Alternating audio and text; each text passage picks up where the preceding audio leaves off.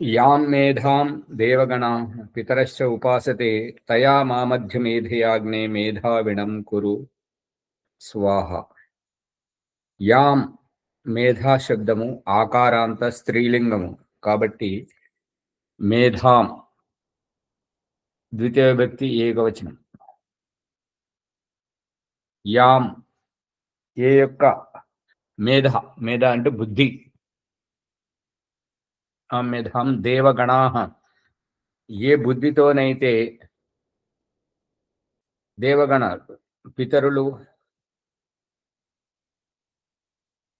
విద్వాంసులు, ఋషిమునులు మరియు పితరులు తల్లి తండ్రి ఎవరైతే మన గోత్ర వంశములో ఉన్నటువంటి వారు పెద్దవారు ఉపాసన చేశారో తయా అటువంటి ఆ యొక్క బుద్ధితోటి ఓ భగవంతుడా మాం నన్ను అద్య మేధయా ఆ యొక్క మేధ ఆ యొక్క బుద్ధితోటి నన్ను మేధావినం కురు స్వాహ.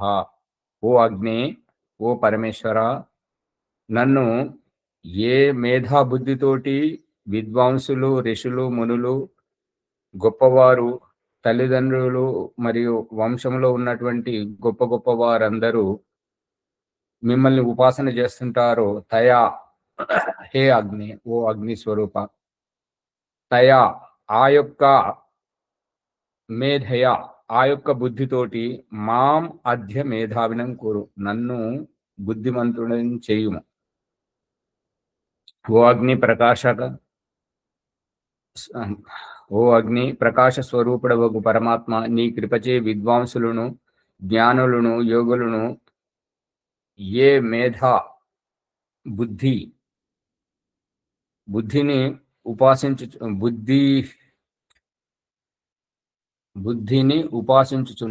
బుద్ధిని ఉపాసించుడు కాదు,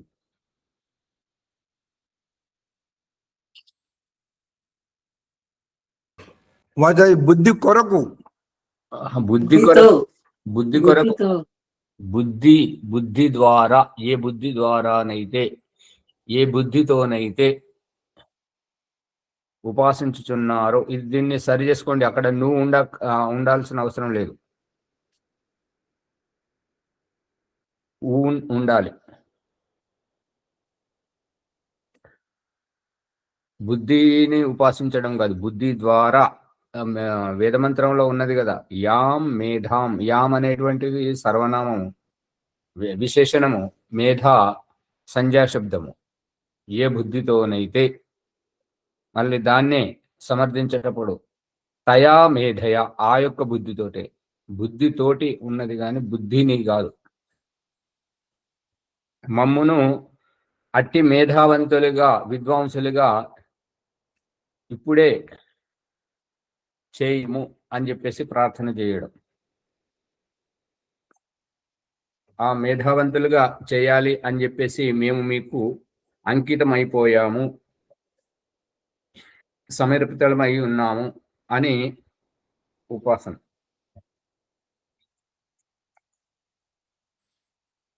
తేజోసి తేజోమయి ధేహి, వీర్యమసి వీర్యం మయి ధేహి, బలమసి బలం మయి ధేహి, ఓజోసి ఓజోమయి ధేహి, మన్యురసి మన్యం మయి ధేహి. నువ్వు సహోసి సహోమయి ధేహి. యజుర్వేదం 19వ అధ్యాయం 9వ మంత్రం.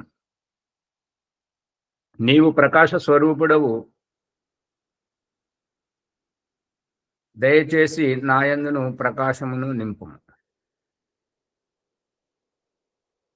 నీవు అనంత పరాక్రమ యుక్తుడవు, నీ కృపా కటాక్షంచే నాయందును పూర్ణ పరాక్రమము ఉంచుము.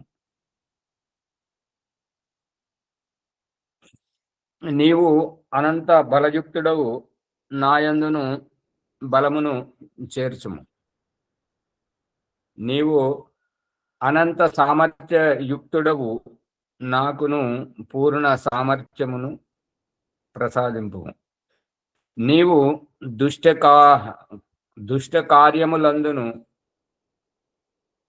దుష్టుల మీదను క్రోధకారివి, నన్నును అట్లే కావింపు. నీవు నిందా స్తుతుల యందును నీకు అపరాధుల ఎడలను సహనము కలవాడవు. నేనును నీ కృపచే అట్లే అగుదును. ఇప్పుడు నేనును అన్నప్పుడు అగుదుము కాదు, అగుదును అని ఉండాలి. నీవు ప్రకాశ స్వరూపుడవు, నన్ను కూడా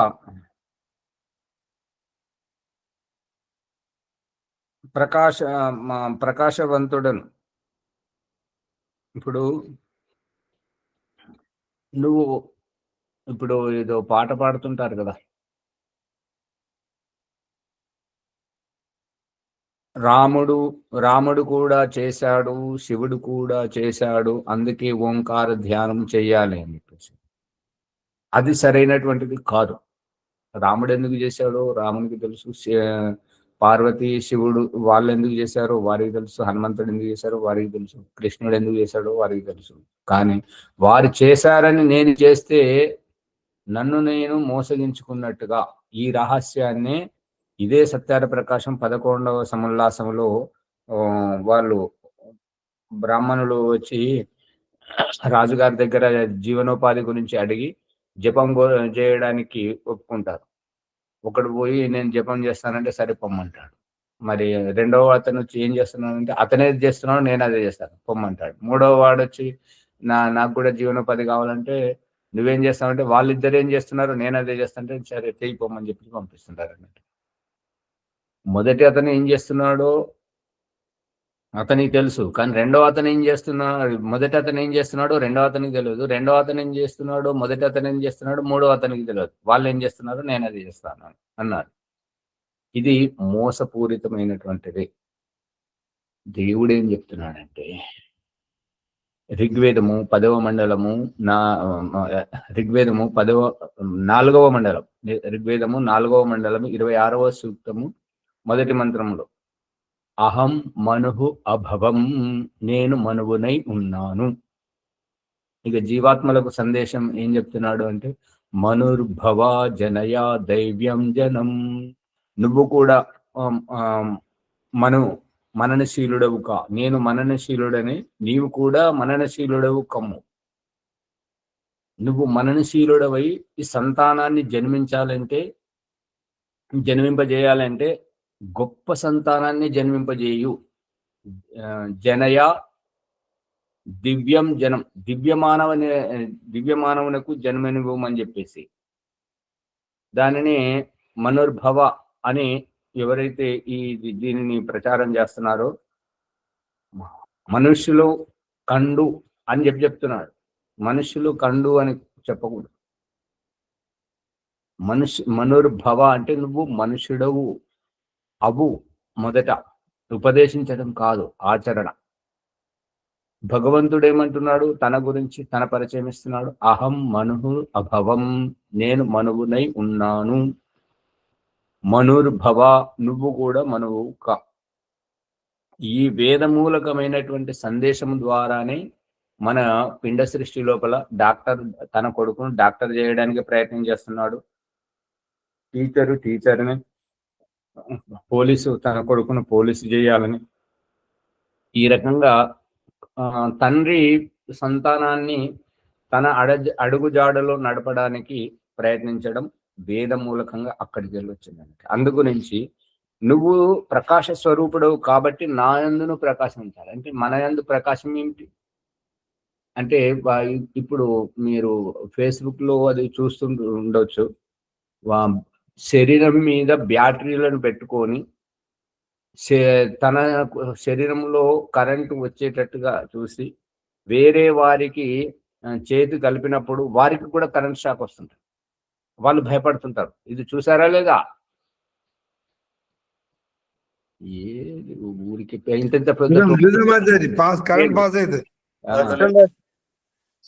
ఆ అనుభవాన్ని ఎట్లయితే చూస్తుంటారు. మరి ఇక్కడ దేవుడు సూర్యునిలో ఉండి ప్రకాశిస్తున్నాడు కదా, ప్రకాశ స్వరూపుడు కదా, మనం కూడా ఆ రకంగా ప్రకాశిస్తామా? కాదు.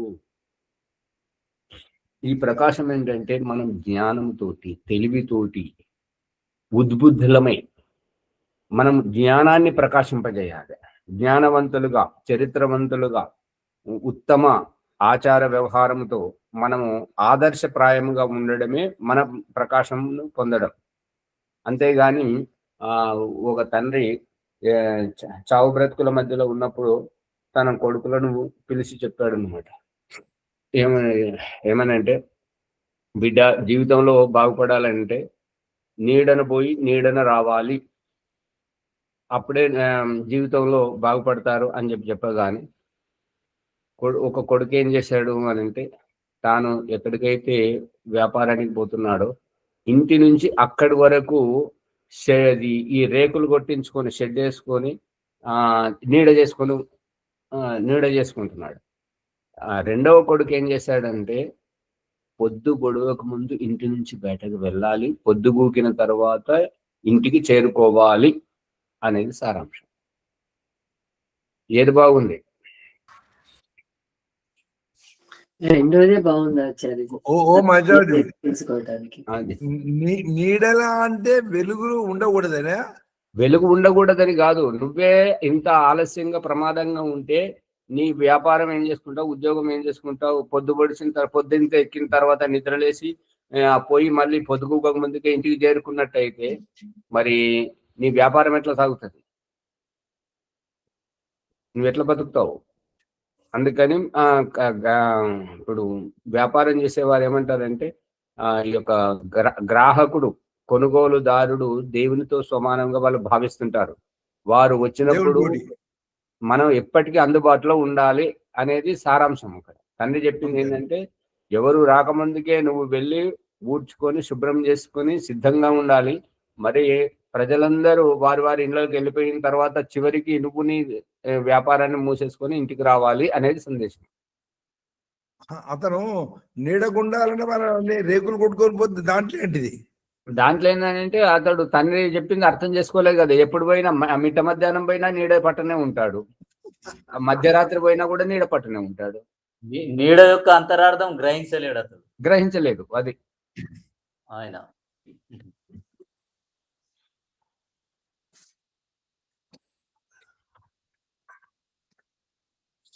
అందుకని తేజోమయి దేహి అంటే, ఓ పరమేశ్వర, నువ్వు తేజస్వరూపుడు, నేను కూడా తేజస్వంతుడను అగుదను గాక, నాలో కూడా తేజస్సు ప్రకాశమును ప్రసాదింపజేయు. మరియు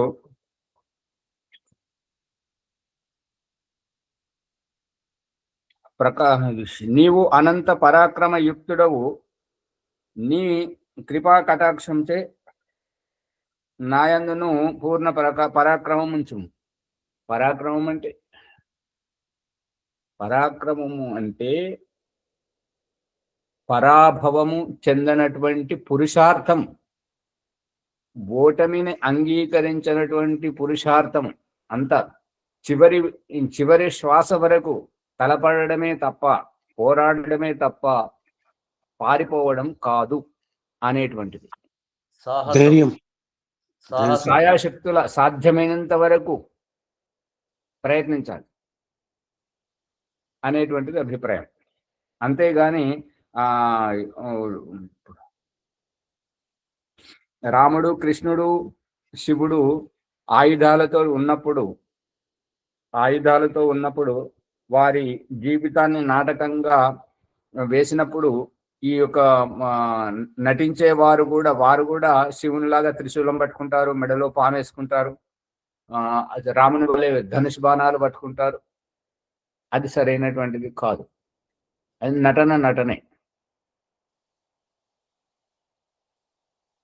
పరాక్రమం అంటే పర్వత ఆక్రమించుకోవడం అని కూడా అర్థం చేసుకునే వాళ్ళు కొందరు. అంటే ఇప్పుడు ఈ మధ్యలో ఒకటి వచ్చింది కదా,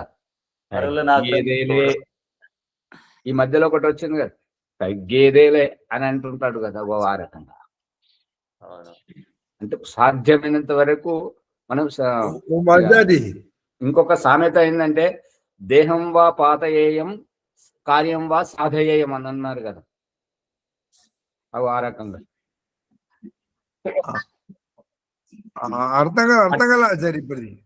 పట్టు వదలని విక్రమార్కుడు అనేది సారాంశం. ఇప్పుడు మీరు మెడలో పాము వేసుకుంటారా అని చెప్పారు. వాడు యాక్చువల్ పాము వేసుకోడు, ప్లాస్టిక్ పాము వేసుకుంటాడు. అదే మరి నటనే కదా.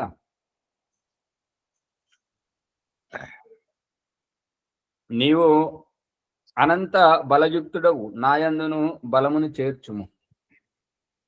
అంటే భగవంతుడు అనంత బల స్వరూపుడు కాబట్టి నిన్ను ఉపాసిస్తున్నటువంటి నేను, ఓ భగవంతుడా, నీ వంటి బలము నాకు ప్రసాదించు.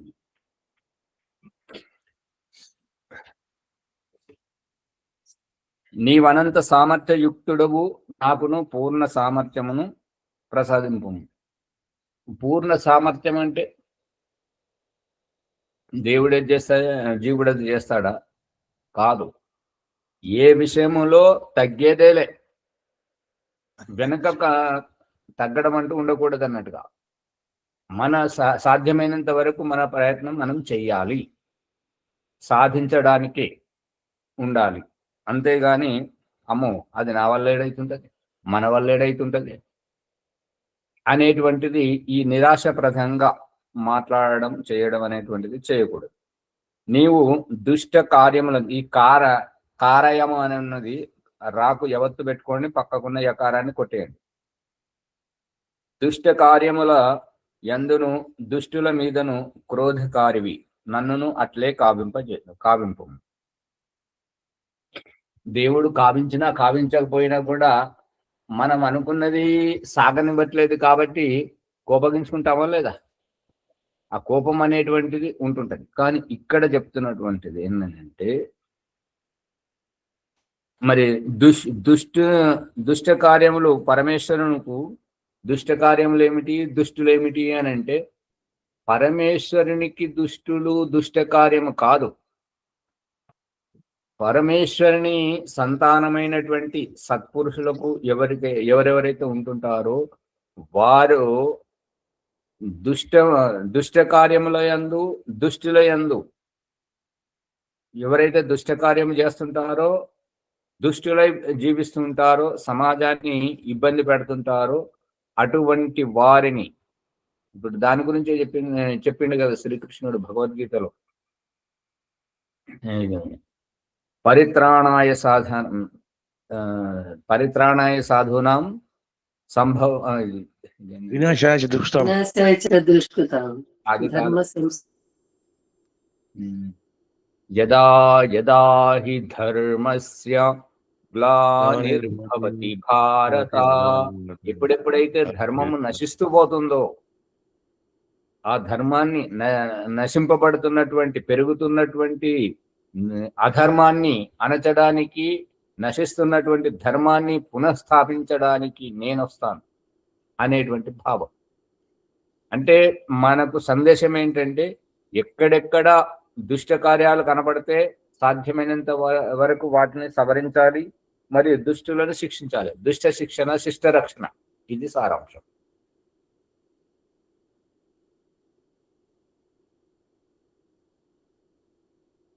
నీవు నిందాస్తుతులందును నీకు అపరాధుల ఎడలను సహనము కలవాడు. ఇప్పుడు నీవు నిందాస్తుతుల యందును అంటే భగవంతుడికి నింద ఏంటి, స్తుతి ఏంటి? పతంజలి మహర్షి చెప్తున్నాడు ఏంటంటే, సాక్షిభూతంగా ఉండాలి. ఋగ్వేదము ప్రథమ మండలము 164వ సూక్తము 20వ మంత్రం, వాసుపర్ణ సయుజా సఖాయ సమానం వృక్షం పరిషస్వజాతే తయోరణ్యః పిప్పలం స్వాదువత్య న అశ్నన్ అన్యో అభిచాకశీతి.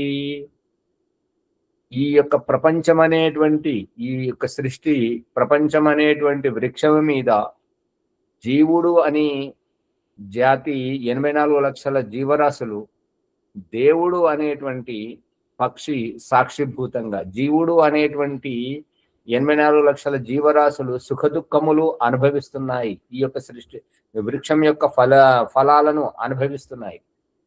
దేవుడు అనేటువంటి పక్షి సాక్షిభూతంగా చూస్తుంది కాబట్టి, ఈ దేవుడు అనేటువంటి సాక్షిభూతమైనటువంటి పక్షి జీవుడు అనేటువంటి సుఖదుఖములను అనుభవిస్తున్నటువంటి పక్షికి సందేశం ఏమిస్తున్నాడు అని అంటే, ఓ జీవా, నిన్ను నీవు ఉద్ధరించుకోవాలి అని అంటే ఈ రకంగా సుఖ దుఃఖాలను అనుభవిస్తూ ఉంటే నువ్వు ఆ, నువ్వు అంతరించిపోతావే తప్ప నీ సుఖ దుఃఖములు సమాప్తము కాలేవు. కాబట్టి నువ్వు సుఖ దుఃఖాలకు అతీతంగా సాక్షిభూతంగా ఉండాలి. సుఖం వచ్చినా ఉప్పొంగిపోకూడదు, దుఃఖం వచ్చినా బాధపడకూడదు, సాక్షిభూతంగా ఉండాలి. ఆ రహస్యాన్ని నాటకీయ పరంగా మన మన జీవితంలో చూపిస్తున్నటువంటిది ఏంటంటే, పెద్దవారైనటువంటి తల్లిదండ్రుల ముందు సంతానమును పుట్టించి ఆ సంతానము చిలిపిగా ఇది కావాలి అది కావాలి అని అంటే వాళ్ళను ఓదార్చడానికి, విశాల దృష్టికోణం కలిగించడానికి, చెడు నుంచి నివారించడం, మంచి నుంచి ప్రోత్సహించడం వాళ్ళ దృష్టికోణం. ఇప్పుడు ఈ చెడు వాటికి కొట్టడం, పిల్లలను కొట్టడం, తిట్టడం, ఇది మూర్ఖులు చేసేటువంటిది. ఇంకా మంచి సంస్కారవంతమైనటువంటి తల్లిదండ్రులు ఏం చేస్తారంటే పిల్లల దృష్టికోణాన్ని మరలుస్తారు. నువ్వు బంగారు కొన్నావు కదా, నీకు అదేంటి, ఇది గొప్ప అని చెప్పేసి పిల్లల దృష్టికోణాన్ని మళ్లించి వారు ఎంచుకున్న దానికంటే గొప్పదానిని, మంచి దానిని, వారి మంచి వస్తువు పట్ల వారి మనసును ఆకర్షింపజేసి అది ఇప్పించడం. తద్వారా పిల్లలకు తిట్టాల్సిన పనే ఉండదు అన్నట్టుగా. అందుకని ఆ రకంగా ఇప్పుడు ఈ సాక్షిభూతంగా ఉండాలి, సుఖ దుఃఖాలకు అతీతంగా ఉండమని సందేశం. అందుకే ఈ ఋషి మునులు ఆధ్యాత్మిక స్థితిలో ఉన్నతిని పొందేటువంటి వారు ఏంటంటే ఏ పరిస్థితికి చెలించరు, సాక్షిభూతంగా ఉంటుంటారు. ఆ సాక్షిభూతంగా ఉన్నప్పుడే ఈ వీళ్ళు ఏ దుష్టకార్యం ఏది చేసినా కూడా వారు అజ్ఞానంగా ఉన్నారు అని భావించుకోవడమే. అజ్ఞానం వాళ్లకు ఏంటంటే సమయం ఎవరిని వదిలిపెట్టదు. తన వరకు వస్తే గాని తత్వం బోధపడినటువంటి పరిస్థితిలో ఉన్నటువంటి వాళ్ళే అజ్ఞానంగా ఉండి ఈ కుప్పి గంతలు వేస్తుంటారు అన్నమాట. అందుకని ఆ సమయం అనేటువంటిది ప్రతి ఒక్కరిని లాగుతుంటది అన్నమాట. అక్కడ దారికి వస్తారు అందరు. అంతేగాని పరమేశ్వరునికి నింద ఉండదు, స్తుతి ఉండదు. ఇప్పుడు ఎండలో ఉన్నప్పుడు ఎండ బాగా కొడుతుంది, శరీరం అంతా సుర్రమని మండుతున్నది అని ఈ పని లేదు అంతా ఇట్లా కాలబెడుతున్నాడు అని చెప్పేసి సూర్యుని మీద ఊమితే, దుమ్మెత్తి పోస్తే కొద్దిగానే తగ్గుతుందంటే ఏమి అంత ఊరికే కూర్చున్నారు శుద్ధ పప్పులు. అది మన మీదనే పడుతుంది ఆచార్య. ఇది దేవునికి నిందాస్తుతులు లెక్కే కాదు. ఇప్పుడు ఈ వేగలేక సామాన్యులు ఏమంటే వీడి గుళ్ళె మనుగడ,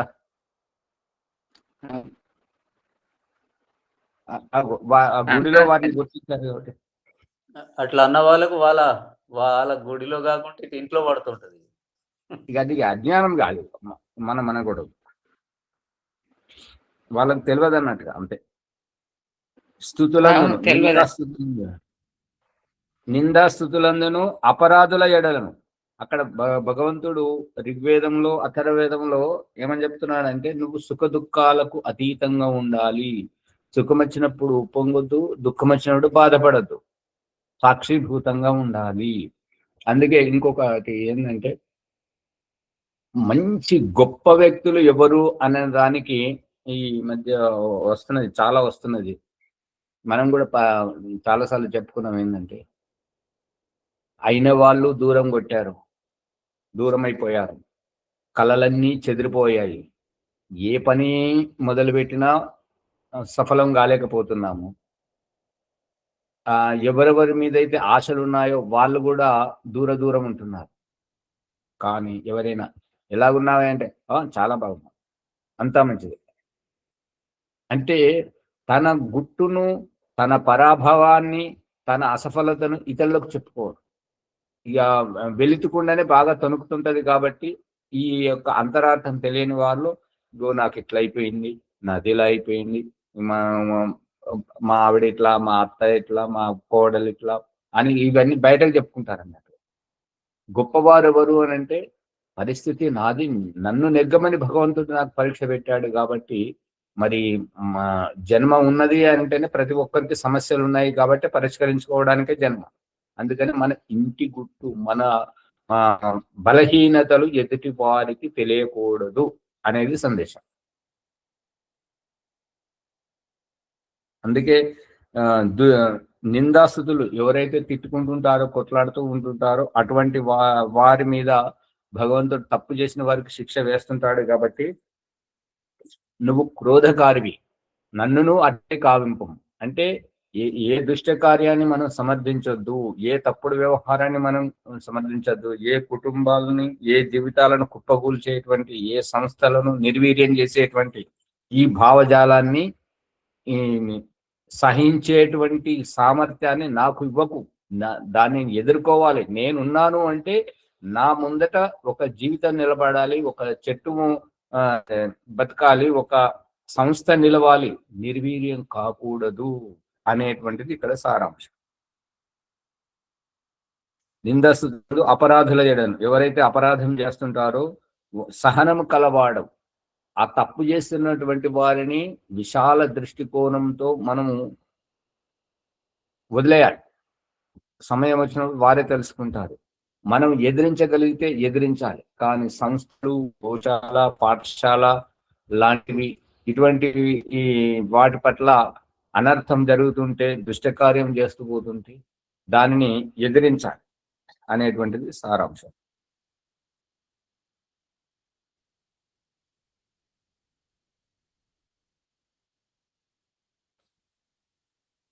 యజ్జాగ్రతో దూరముదైతి దైవం తదు సుప్తస్య తథైవైతి దూరం గమం జ్యోతిషాం జ్యోతిరేకం తన్మే మనః శివ సంకల్పమస్తు. ఓం ఆచార్యజీ, ఇక్కడ ఇంకొక పాదం మిగిలిపోయింది మంత్రంలో. ఏంటి? సహోసి సహోమహి దేహి. అదే దాని గురించే కదా.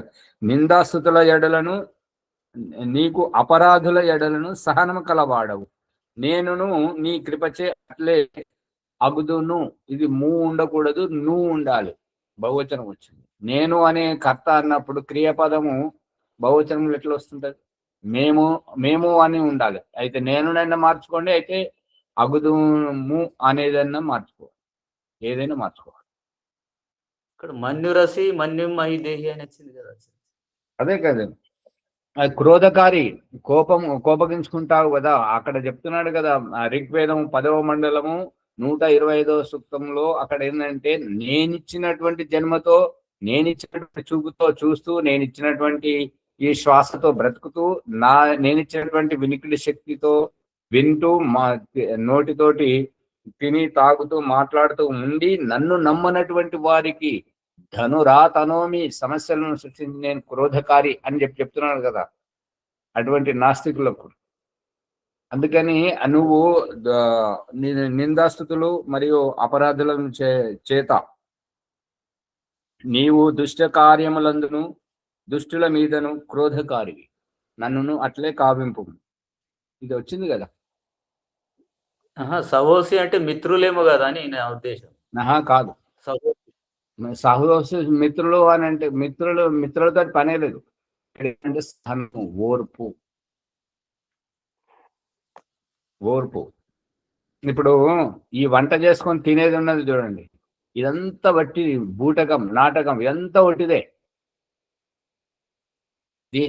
దీని సందేశం ఏంటంటే, మనలో పేరుకుపోయినటువంటి జన్మాంతరములతోటి మనలో పేరుకుపోయినటువంటి ఆ మొండితనం, ఆ పెంకుతనం, ఆ బెరుకుతనం, ఆ నిష్ఠురత్వం అనేటువంటిది ముడి ధాన్యాల రూపములో పాత్రలో వేసి, పాత్ర అంటే శరీరం, జన్మ, పాత్రలో వేసి నీరు పోసి, నీరు అని అంటే దానికి ఈ యొక్క సాంద్రత వేసి కిందికెళ్ళి సెగబెట్టడం అంటే సమస్యలను, అర్థం కాని సమస్యలను ఎదురు తలపడజేసి నువ్వు నిలదొక్కుంటావా, నిలువున ఓడిపోతావా అనేటువంటిది.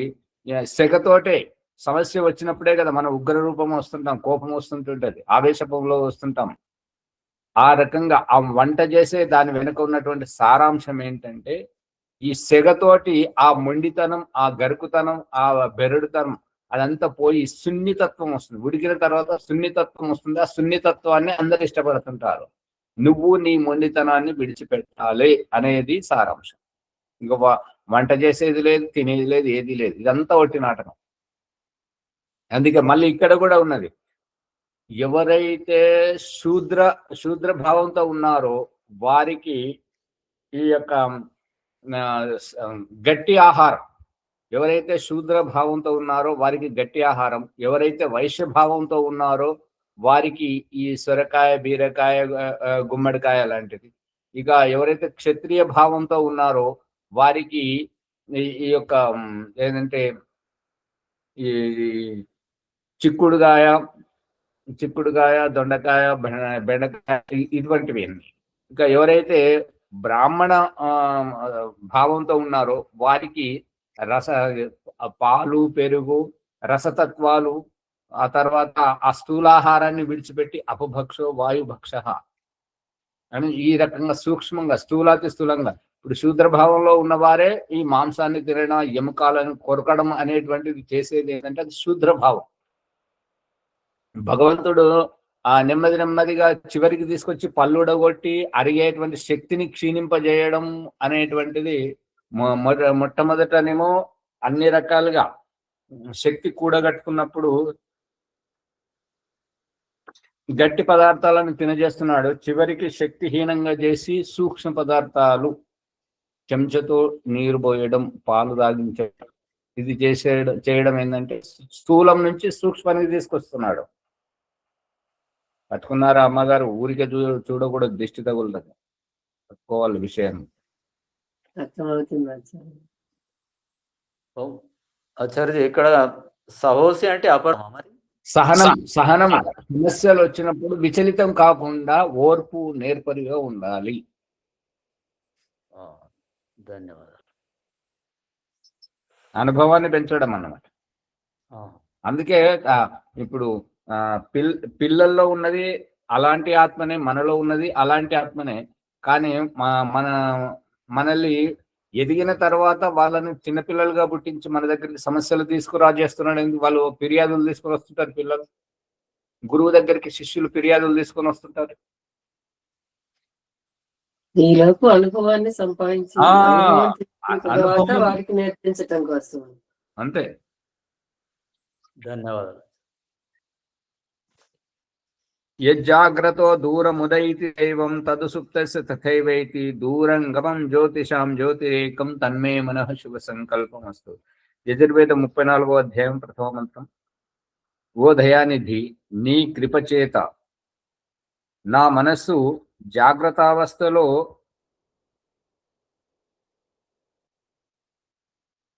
గడుదవు అంటే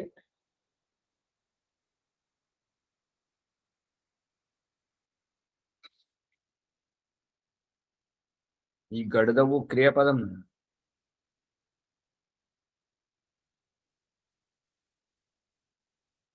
జాగ్రత్త అవస్థలో ఉన్నట్లుగా ప్రసరించుచు దివ్య గుణయుక్తమై ఉండును. ఇది అనువాదం సరిగా లేదు. గడుదవు అంటే చాలా సార్లు అని అర్థమేమో ఆచార్జీ? చాలా సార్లు అని అర్థం గడుదవు కావచ్చు అని నా ఉద్దేశం. ఉండునట్లు అని అర్థం వస్తుంది. మాటిగా కానీ ఏం లేదు. ఎప్పటికీ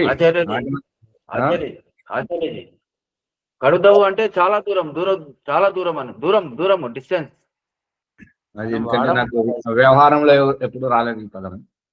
ఈ పదం వాడుకలో లేదు. అది నీ కృప చేత నా మనస్సు జాగ్రత్తావస్థలో ఉన్నప్పుడు ప్రసరించుచు దివ్య గుణయుక్తమై ఉండును కాదు ఉండును గాక.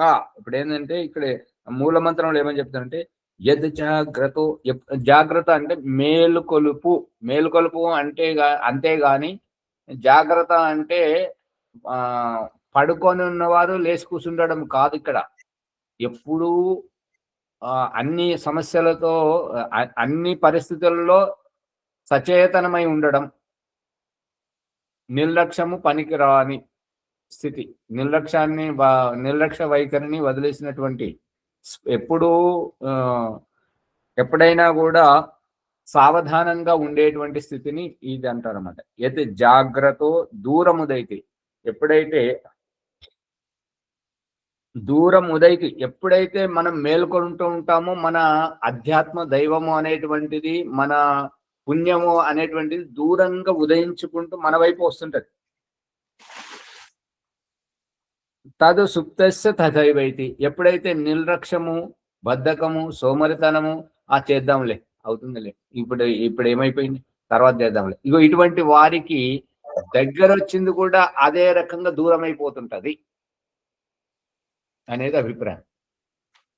ఎవరైతే సావధానంగా ఉంటారో, మేల్కొల్పుగా ఉంటుంటారో, అటువంటి వారికి ఎట్లెట్లా వీళ్ళు సావధానంగా ఉంటుంటారో అట్లట్లా వారి యొక్క దైవం, వారి యొక్క మంగళం, వారి యొక్క పుణ్యం అక్కడ ఉదయిస్తుందన్నమాట. ఉదయించి మన వైపుకు చేరువగా అవుతుంది, దగ్గరగా అవుతుంది.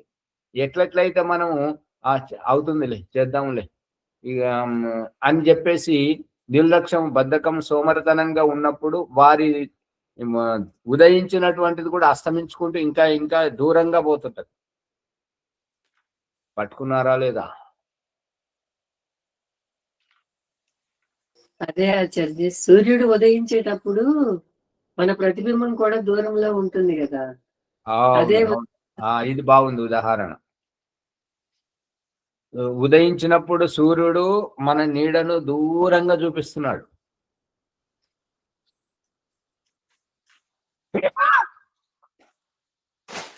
అస్తమించుతున్నటువంటి సూర్యుడు మన దూరంగా ఉన్నటువంటి నీడను కనబడకుండా కనుమరుగు చేస్తున్నాడు, దగ్గరికి తీసుకొచ్చి.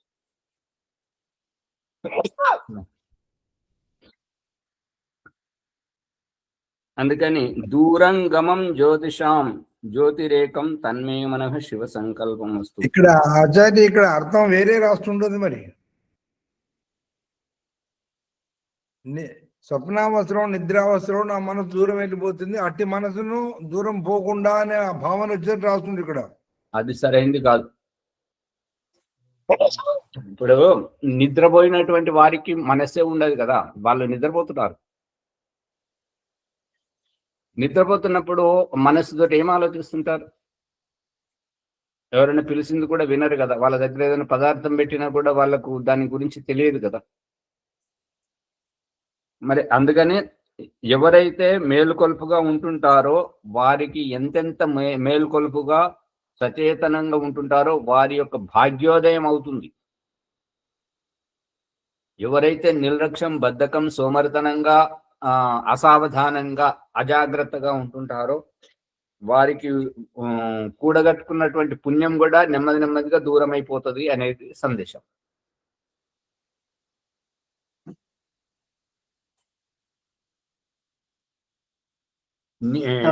మనసు నిలకడగా ఉండదు కాబట్టి ఉండండి అమ్మ, వారు ముందుగా నిద్రించినప్పుడు ఆ మనస్సు సుషుప్తిని పొందును. సుషుప్తి అంటే ఏమీ తెలియనటువంటి గాఢ నిద్ర. స్వప్నమందు దూరముగా పోయినట్లు వ్యవహరించుచు ప్రకాశకములకు ప్రకాశమై ఉన్నది.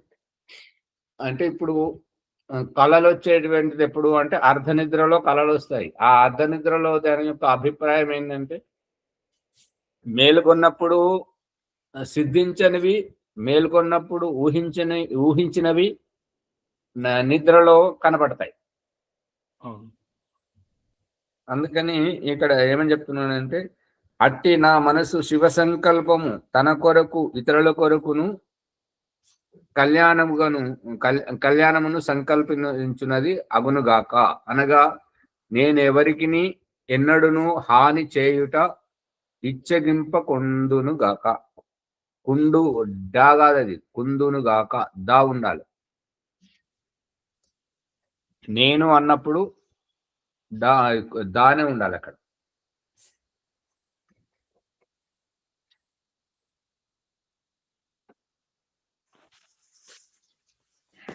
దూరం గమం జ్యోతిషం. కరెక్టే ఉంటుంది ఆచార్య. ఇచ్చకింప కుందును గాక. ఆ ఇచ్చగింప కుందును గాక. డా సరి కాదు. డా కరెక్ట్ కాదు కానీ డూ కరెక్టే ఉంది. డూ కరెక్ట్ ఎట్లా ఉంటది? ఇచ్చగింప కుందును గాక. అమ్మగారు మావాడు అట్లా చేయకుండాను గాక. అవును, వేరే వాడు కదా. ఇక్కడ ఏమంటే నేను ఎవరికి నీ అని అన్నప్పుడు నేను కదా. కుందు దూ రావాలంటారా? ఆ డా అంటే ఇంకొకరి గురించి చెప్తున్నప్పుడు డా ఉంటది, మన గురించి చెప్తున్నప్పుడు దా ఉండాలి. అవును, దానే ఉంటుంది.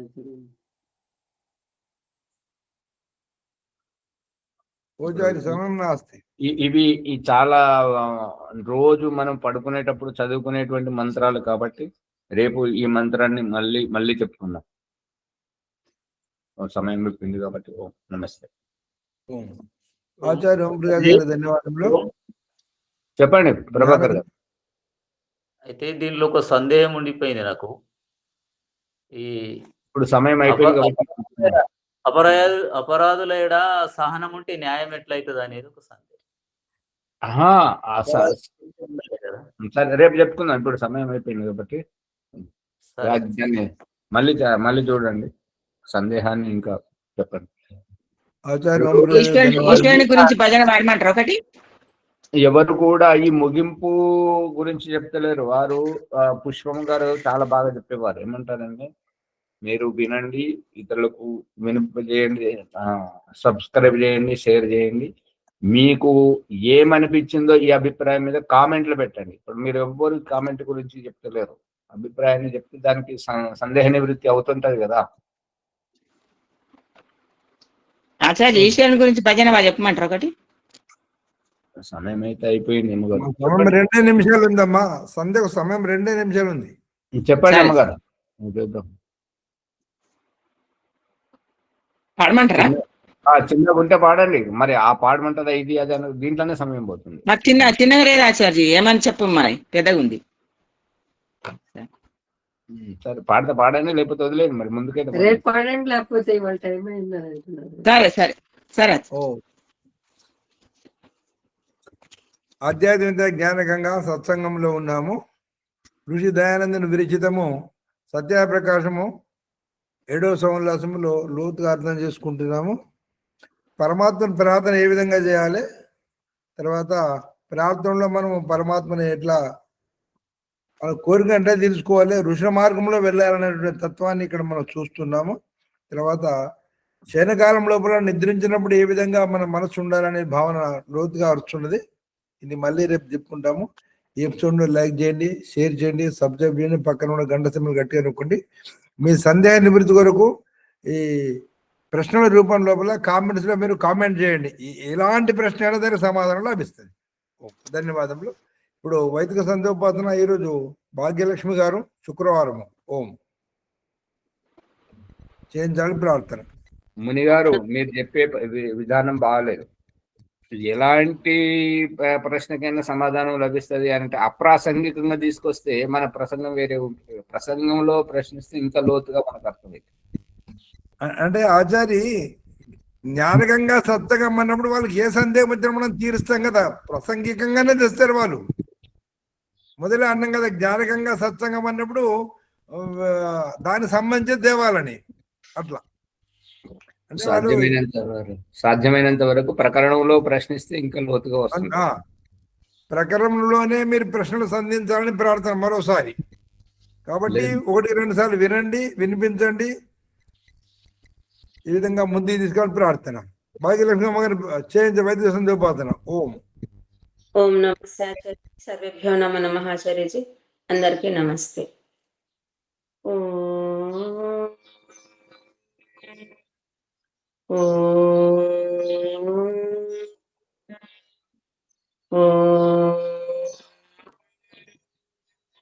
అత వైదిక బ్రహ్మ సందేహము. ఓం అమృతోపస్తరణమసి స్వాహా. ॐ अमृता अपिधानमसि स्वाहा। ॐ सत्यं यशः श्रीर्मैश्रीः श्रयतां स्वाहा। ॐ षण्णो देवीरभिष्टया आपो भवन्तु पीतये शन्योरभिस्रवन्तु नः। ॐ वाक् वाक् ॐ प्राणः प्राणः ॐ चक्षुः चक्षुः ॐ श्रोत्रं श्रोत्रम् ॐ नाभिः ॐ हृदयम् ॐ कण्ठः ॐ शिरः ॐ बाहुभ्यां यशोबलम् ॐ करतलकरपृष्ठे ॐ भूः पुनातु शिरसि ॐ भुवः पुनातु नेत्रयोः ॐ स्वः पुनातु कण्ठे ॐ महः पुनातु हृदये ॐ जनः पुनातु नाभ्याम् ॐ तपः पुनातु पादयोः ॐ सत्यं पुनातु पुनः शिरसि ॐ खं ब्रह्म पुनातु सर्वत्र ॐ भूः ॐ भुवः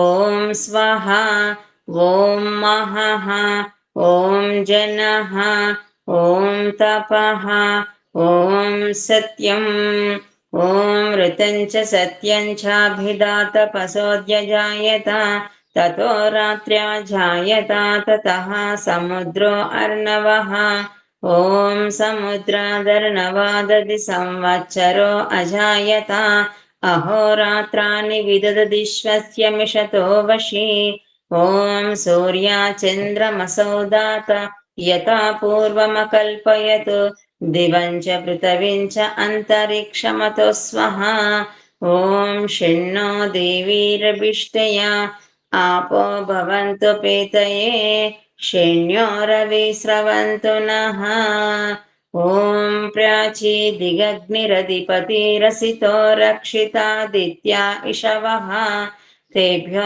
नमो अधिपतिभ्यो नमो रक्षितृभ्यो नमः इषुभ्यो नम एभ्यो अस्तु योऽस्मान् वेष्टियं वयं दिश्मस्तं वोझम्बे दद्मः दक्षिणादिगिन्द्रोऽधिपति स्थिरच्चिराजिरक्षित पितर इषवः तेभ्यो नमो अधिपतिभ्यो नमो रक्षितृभ्यो नमः इषुभ्यो नम एभ्यो अस्तु योऽस्मान् वेष्टियं वयं दिश्मस्तं वोझम्बे दद्मः प्रतीची दिग्वर्णोऽधिपतिः वृदाकुरक्षितान्नमिषवः तेभ्यो नमो अधिपतिभ्यो नमो रक्षितृभ्यो नमः इषुभ्यो नम एभ्यो अस्तु योऽस्मान् वेष्टियं वयं दिश्मस्तं वोझम्बे दद्मः उदीची दिक्सोमोऽधिपतिः स्वजो रक्षिता शनिरिषवः तेभ्यो नमो अधिपतिभ्यो नमो रक्षितृभ्यो नमः इषुभ्यो नम एभ्यो अस्तु योऽस्मान् वेष्टियं वयं दिश्मस्तं वोझम्बे दद्मः ध्रुवा दिग्विष्णुरधिपतिः कल्माषग्रीव रक्षित वीरुद इषवः तेभ्यो नमो अधिपतिभ्यो नमो रक्षितृभ्यो नमः इषुभ्यो नम एभ्यो अस्तु योऽस्मान् वेष्टियं वयं दिश्मस्तं वोझम्बे दद्मः ऊर्ध्वा दिग्बृहस्पतिरधिपतिः श्वित्रो रक्षिता वर्षमिषवः तेभ्यो नमो अधिपतिभ्यो नमो रक्षितृभ्यो नमः इषुभ्यो नम एभ्यो अस्तु योऽस्मान् वेष्टियं वयं दिश्मस्तं वोझम्बे दद्मः ॐ जातवेदसे सुनवामा सोममरातीयतो निदहाति वेदः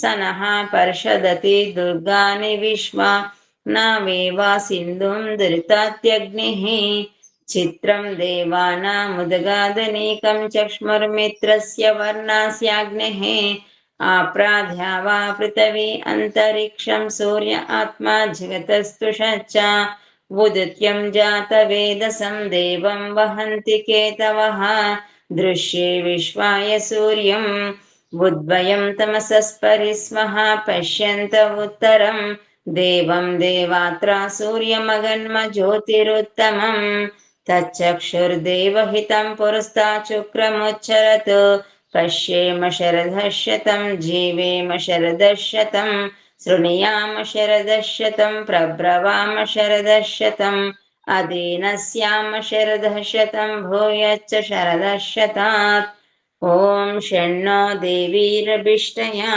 आपो भवन्तु पीतये शन्यो रविस्रवन्तु नः ॐ भूर्भुवः स्वः तत्सवितुर्वरेण्यं भर्गो देवस्य धीमहि धियो यो नः ప్రచోదయాత్. హే ఈశ్వర దయానిధి, మీ కృప వల్ల జప ఉపాసనాది కర్మములను చేస్తున్న మేము ధర్మ అర్థ కామ మోక్షములను సిద్ధింపముగాక. హే పరమేశ్వర దయానిధి, మీ కృప వల్ల జప ఉపాసనాది కర్మములను చేస్తున్న మేము ధర్మ అర్థ కామ మరియు మోక్షముల సిద్ధిని సత్వరంగా ప్రాప్తించినట్లు అనుగ్రహింపుము స్వామి. ఓం నమః శంభవాయ చ మయో భవాయ చ నమః శంకరాయ చ మయస్కరాయ చ నమః శివాయ చ శివతరాయ చ. ఓం షణ్ణో దేవీరభిష్టయా आपो भवन्तु पीतये शन्यो रविस्रवन्तु नः. ओम शांति शांति शांतिः. इति वैदिक ब्रह्म संदेश आचार्य जी. ओम नमस्ते आचार्य जी. सर्वेभ्यो नमो नमः आचार्य जी. शांति पाठ करो आचार्य. ओम शांतिरंतरिक्षम शांति पृथ्वी शांति आपा शांति औषधे शांति वनस्पते शांतिर्विश्वे देवा शांति ब्रह्म शांति सर्वं शांति शांतिरेव शांति सामा शांतिरेधि. ओम शांति शांति शांति. श्रीगुरु नमः. अंदर नमस्कार. नमस्ते आचार्य. ఓం నమస్తే ఆచార్య, సర్వేభ్యో నమో నమః. నమస్తే. నమస్తే.